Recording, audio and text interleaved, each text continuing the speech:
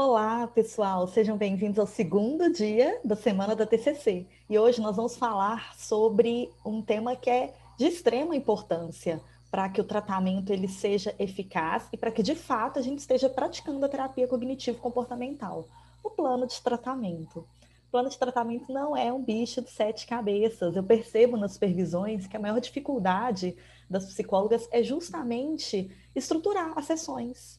E às vezes elas já fazem isso, elas já conseguem estruturar cada sessão, já tem uma estrutura do que é o plano de tratamento geral, mas apenas não sabiam que estavam fazendo isso. Então, a escolha desse tema de hoje foi principalmente por perceber que essa é uma dificuldade que chega bastante na supervisão, é uma dificuldade que eu tive bastante também quando comecei a clinicar. Então, acredito que vai ajudar bastante vocês. Também vou enviar para vocês no e-mail, não sei se já chegou aí, se agora que você está assistindo, se já chegou os conteúdos. Como sempre, vai ter um PDF sobre cada dia, sobre o que a gente conversou aqui no vídeo, e alguns materiais também de apoio para vocês conseguirem utilizar no dia a dia, tá bom? Vou compartilhar o material do segundo dia para a gente conversar um pouquinho sobre esse tema. Então, plano de tratamento não é um bicho de sete cabeças.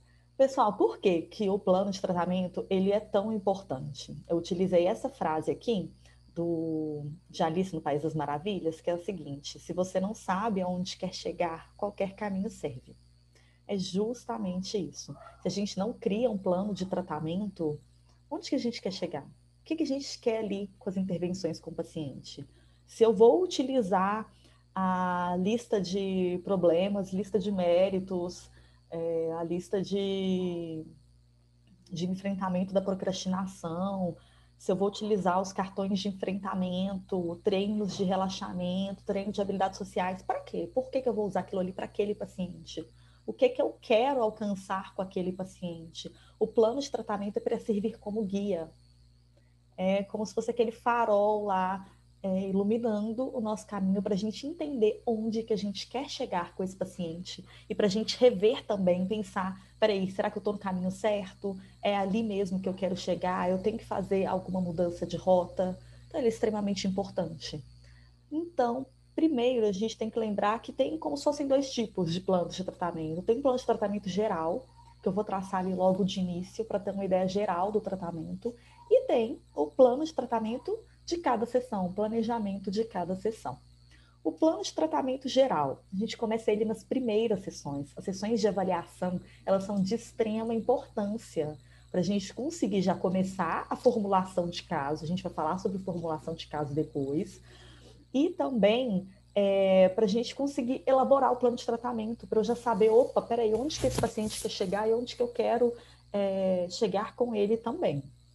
Então, na avaliação, a gente já tem que ficar atento aos sintomas e transtornos desse paciente, pensar no eixo 1, eixo 2, tentar entender quais sintomas são os mais intensos, são características de quais transtornos, quais os problemas enfrentados, quais os problemas específicos, o que tem sido mais urgente, quais as queixas desse paciente e quais os objetivos do paciente com o tratamento também. O que esse paciente quer alcançar. Então, ali nas sessões de avaliação, a gente vai tentar descobrir quais os sintomas, quais transtornos estão presentes ali na vida desse paciente.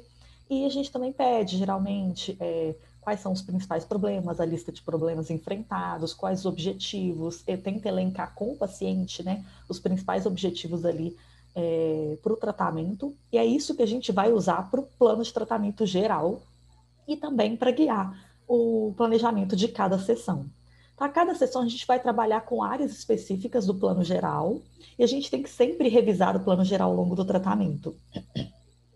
Porque pode ser que em algum momento a gente percebe que vai ter que mudar a rota de fato, a gente percebe que surgiu alguma coisa completamente diferente ali, tem alguma nova demanda. Trouxe esse exemplo de plano de tratamento do livro, nossa Bíblia da TCC, né, o livro Terapia Cognitivo-Comportamental, Teoria e Prática. E aí, olha só, como que o plano de tratamento geral é algo simples, direto, objetivo e prático. Então, em primeiro lugar, resolver o problema de como melhorar sua concentração, procurar a ajuda necessária no seu curso, programar um tempo com os amigos e participar de atividades. Então, acho que a maioria das pessoas conhecem esse livro, é utilizado como exemplo a paciente Sally, e esse é o primeiro ponto do plano de tratamento dela, por conta das queixas que ela trouxe, dos principais problemas. Então, não estava fazendo atividades prazerosas, dificuldade de se concentrar para os estudos, não estava conseguindo aprender a matéria e também não tinha coragem de pedir ajudas para os colegas ou para o professor. E aí, o segundo ponto do plano de tratamento, ajudar a identificar, avaliar e responder aos pensamentos automáticos sobre si mesma, a faculdade, outras pessoas e a terapia, especialmente aqueles que são particularmente dolorosos e ou impedem de resolver os problemas. Terceiro ponto, investigar crenças disfuncionais sobre perfeccionismo e ter que procurar a ajuda de outras pessoas. Quarto, discutir sua autocrítica e ajudar a se dar mais mérito. E quinto, aumentar sua atividade produtiva. Esse plano de tratamento é elaborado logo ali, de acordo com as sessões iniciais, que a gente já consegue identificar algumas coisas sobre o paciente. E aí, lembrando que a formulação já começa desde esse momento também. Então, conseguir pensar onde que eu quero chegar, quais são os principais objetivos meus na terapia com essa paciente, eu começo a pensar nesse planejamento de cada sessão. Então, essa imagem aqui também ajuda bastante. Ó. Qual que é a pauta típica da segunda sessão e posteriores? É a seguinte, parte inicial da sessão, sempre fazer uma verificação do humor, definir a pauta, obter uma atualização com o paciente sobre como que está, revisar o exercício de casa, priorizar a pauta. Parte intermediária, trabalhar em um problema específico e ensinar habilidades da terapia cognitivo-comportamental naquele contexto, discutir o segmento com a prescrição colaborativa de exercícios de casa relevantes, trabalhar em um segundo problema. E a parte final, apresentar ou solicitar um resumo de como foi a sessão, revisar as novas prescrições de exercícios de casa e solicitar um feedback. Então, pessoal, ali no segundo ponto da parte inicial da sessão, definir a pauta. É realmente perguntar para o paciente, olha, o que você gostaria de trabalhar hoje? Quais problemas você gostaria de contar e de abordar na sessão de hoje? A paciente vai te falar isso e aquilo. Se falar muitos problemas, você comenta, olha, como são várias pautas, talvez a gente não consiga trabalhar todas. Quais seriam as principais, as mais importantes, ou a mais importante, você não quer, aquele que você não quer deixar de jeito nenhum de falar sobre na sessão de hoje, para a gente tentar abordar todos esses temas. E aí tenta ver com o paciente quais que são os mais importantes. E nesse momento, você já anota ali quais problemas. Consigo lembrar? Não tem, claro, que você preferir. Mas geralmente eu gosto de pelo menos registrar ali basicamente o que esse paciente quer trabalhar comigo hoje. E aí é em cima desses problemas que você vai trabalhar uma parte intermediária da sessão. Claro que tem alguns momentos que a gente vai querer levar alguma coisa como pauta também, vários momentos, na verdade. Ali nessa parte inicial da sessão, a gente já combina com o paciente, olha, eu também quero abordar sobre tal coisa com você nessa sessão de hoje. E na parte intermediária, a gente não vai só escutar os problemas, a gente vai ensinar habilidades da terapia, a gente vai trabalhar em cima desses problemas usando as técnicas da TCC. Usando questionamento socrático, descoberta guiada. Então, é ali, é em cima da fala do paciente, dos problemas que o paciente trouxe, que a gente vai usar as técnicas da TCC. Então, não há um grande segredo, não tem como falar qual técnica exata que você tem que usar em cada sessão, porque isso vai variar. E é interessante que você tente adaptar isso aos problemas do paciente, ao que é urgente para ele, e pensando realmente na individualidade ali, no que vai funcionar com essa pessoa. Então, aqui, ó, eu trouxe essa imagem também do mesmo livro. É um print, na verdade, dessa página do livro, para a gente lembrar que o tratamento ele sempre tem essas três fases: a fase inicial do tratamento, a fase intermediária e a fase final. Na fase inicial ali, nós vamos trabalhar aliança terapêutica, detalhar os objetivos do paciente, educar sobre o transtorno, sobre a terapia cognitivo-comportamental. A gente vai ensinar a identificar, avaliar e responder os pensamentos automáticos e instruir o paciente sobre estratégias de enfrentamento. Nessa primeira fase, geralmente a gente que está na liderança ali das sessões, a gente que está guiando também a prescrição de exercícios.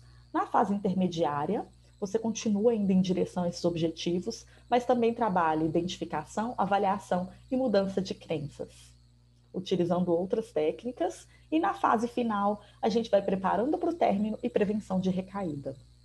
Por que a gente tem que sempre se atentar? Não adianta também a gente tentar já modificar crenças logo na fase inicial. Às vezes a gente tem que tomar cuidado com a nossa ansiedade como terapeuta.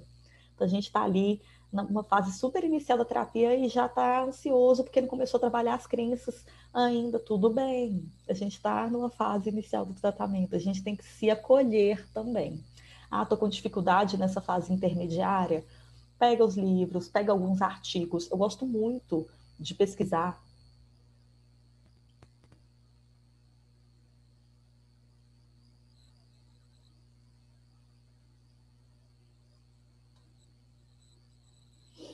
Voltou, a câmera tinha travado.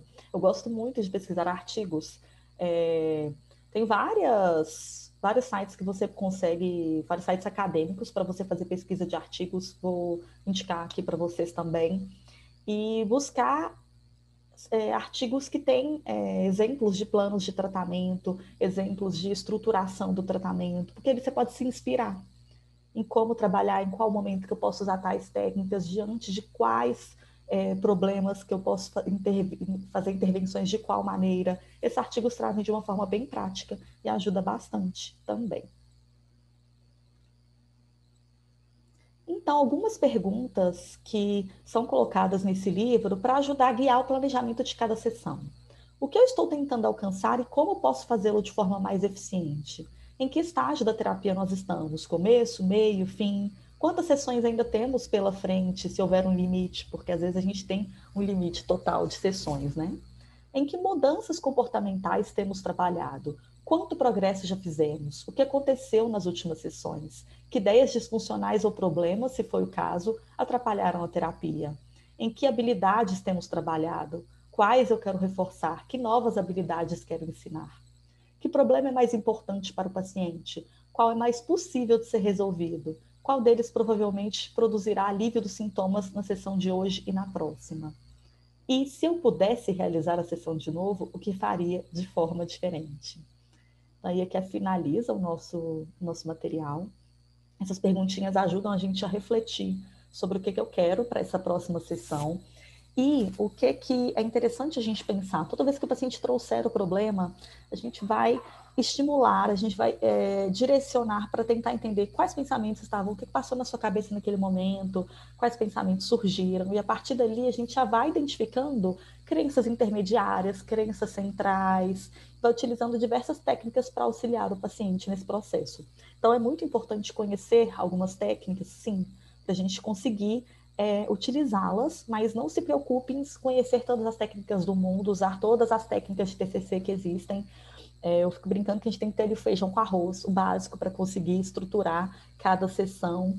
E aos pouquinhos a gente vai tendo mais domínio, vai conseguindo inserir novas técnicas. O principal, preocupe-se em conseguir se conectar com o paciente, em ter empatia, em escutar o que esse paciente está trazendo para você, tentar fazer aquela formulação de caso, e aí a partir disso você vai conseguindo pensar em quais técnicas você pode levar para a próxima sessão, em quais tarefas você pode sugerir. E a sugestão de tarefa, inclusive, ela pode ser feita ali no meio.